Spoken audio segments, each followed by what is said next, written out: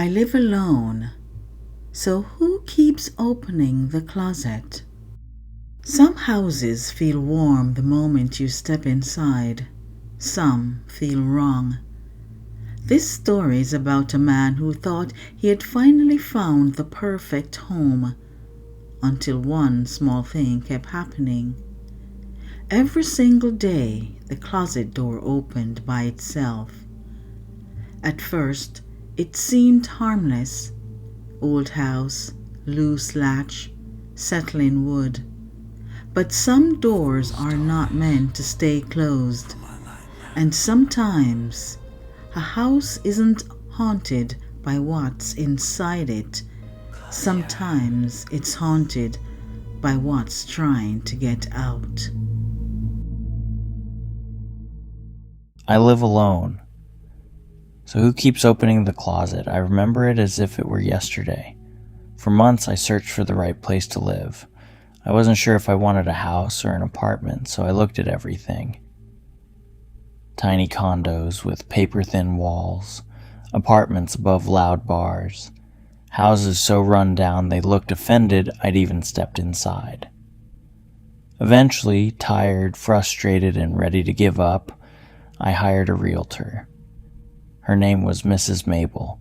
She was about 5'3", dressed like she was headed to brunch with country club friends, dirty blonde hair twisted into a high bun so tight it looked painful. Pearl earrings, crisp blouse, sharp perfume, the type of woman who called everyone dear whether she liked them or not. For 5 straight days she drove me all over town. Every listing had something wrong with it. Too expensive, too far from work, too small, too much work, too weird, too ugly, too something.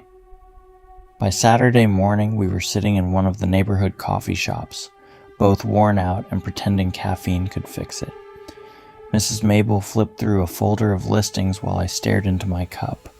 She glanced at one page, then another, then suddenly paused. Her face changed, only for a second.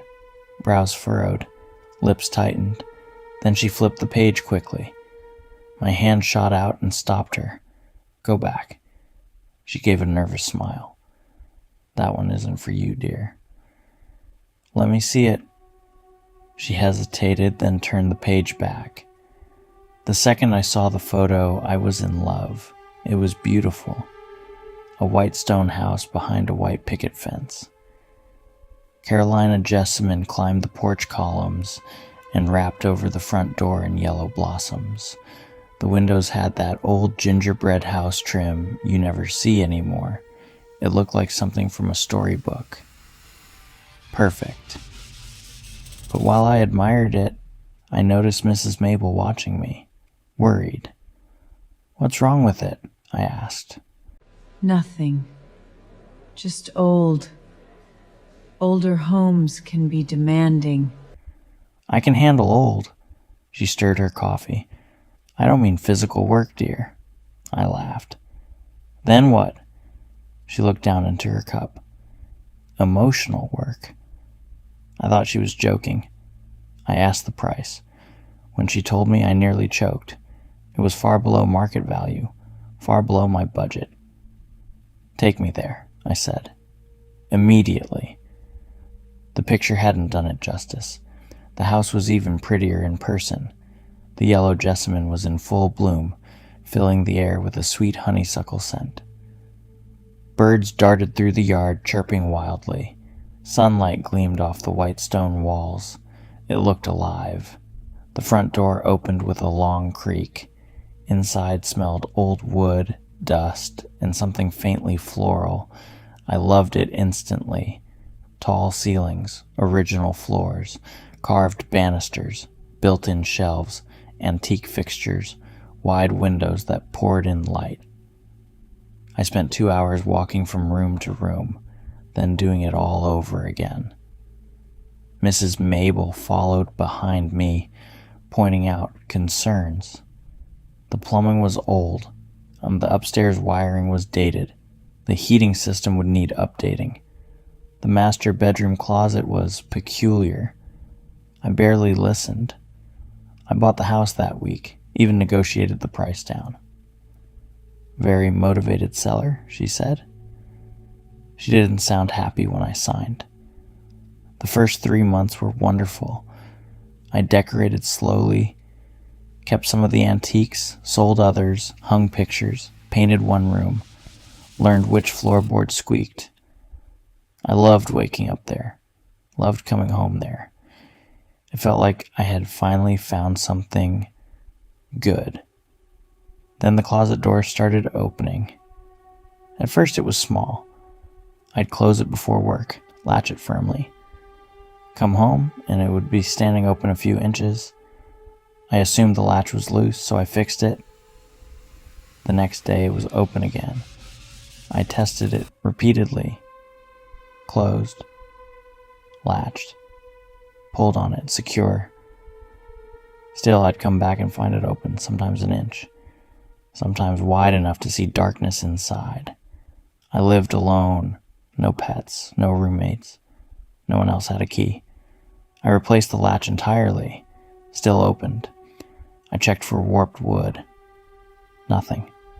Uneven floors. Nothing. Drafts. Nothing. Then one night, I heard it. I was downstairs watching television when... click. A metal sound from upstairs, then slowly... The closet door is opening. I muted the TV. The house went silent. I told myself old homes make sounds. Wood settles, metal shifts, normal things. But I knew what I heard. I grabbed a flashlight and went upstairs. The bedroom was empty. The closet was open. Inside were my hanging clothes, shoes, storage bins, nothing else. I shut it, latched it, walked away. Behind me, click. I turned. The latch had lifted by itself. The door drifted open 3 inches. I slept downstairs that night. The next day I called Mrs. Mabel. She answered on the second ring. Before I could explain, she said quietly, "The closet, isn't it?" My stomach dropped. "What do you know?" A pause. Then, "I told you it required emotional work." Mrs. Mabel. She sighed. The previous owner was an elderly woman named Clara Whitmore. Lived there for 50 years, never married, no children. So, she claimed something lived in that closet. I laughed, but it came out shaky. "You're serious?" She said every night the door would open on its own. She began sleeping with furniture pushed against it. That's insane. She died in the bedroom. My throat tightened. How? Mrs. Mabel lowered her voice. They found her under the bed, hiding. I didn't speak. They said the closet door was open. Then she hung up. I should have left. Any sensible person would have. Instead, I got angry at ghost stories, at creepy old realtors, at my own nerves. That night, I pushed a heavy dresser in front of the closet door. No way it was opening now. I went to bed determined to prove myself right. At 2:14 a.m., I woke to the sound of scraping, wood dragging slowly across hardwood. I sat bolt upright. The dresser was moving, inching sideways by itself. I couldn't breathe. Then, click. The latch lifted. The closet door pushed against the dresser from the inside. Once, twice, then hard enough to shove the dresser another inch. I ran out of the room, spent the rest of the night in my car. The next morning I hired a contractor to remove the closet entirely. Door, frame, shelving, wall section. I didn't care what it cost. 2 men arrived around noon. By 12:20, one came downstairs pale as paper. "We're out of here," he said. "You haven't started." "Nope, we're not doing this." He handed me back my deposit check. "There's something terribly wrong with that closet. You need a priest." They left without another word. I went upstairs. The closet door was open. Inside, scratched into the back wall, deep and jagged.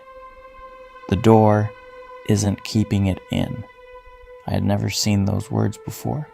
That night, I packed a suitcase. I was leaving in the morning. One final night. I locked the bedroom door and slept with every light on.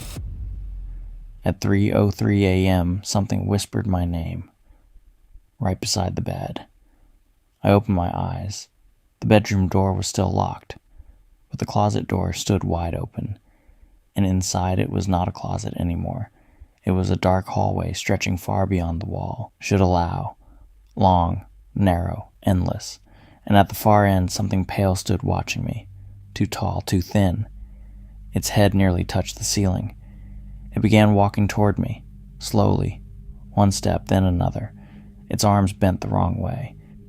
Its face was blank except for a smile carved too wide. I couldn't move. It kept coming, closer, closer. Then from downstairs, the front door slammed open. A woman's voice shouted, "Get out of my house!" The creature froze. The bedroom turned ice cold. Then it rushed backward into the darkness faster than sight. The hallway snapped shut. The closet was normal again. I bolted from bed and ran downstairs. No one was there, but hanging on the front doorknob was an old brass key. Attached was a tag. Whitmore Family Mausoleum. I sold the house within the month. Cheap, very motivated seller. Before closing, I visited the cemetery and found Clara Whitmore's grave. Beside it was a smaller stone, no first name, just one word. Wardrobe, and carved beneath it, "Do not open." I live in an apartment now, no closets, just wardrobes, freestanding ones. And every night before bed, I check that their doors are closed. Because last week, I woke up to hear a latch lift.